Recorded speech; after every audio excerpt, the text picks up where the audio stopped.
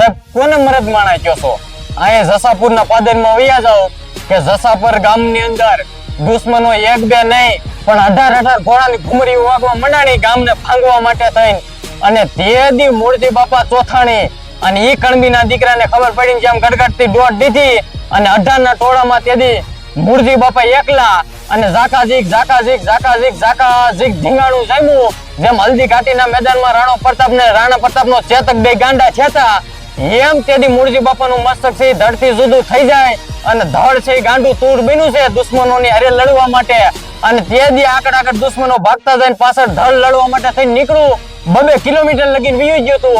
અને તેદી એટલા માટે કેવું પડે ને સાહેબ, આપને પાડવા માટે થઈને દુશ્મનોને કોશિશ નહીં પણ કાવતરા કરવા પડે.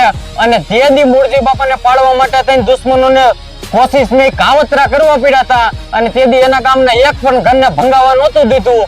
ઈ મૂળજી હતા ચોથાણી હો.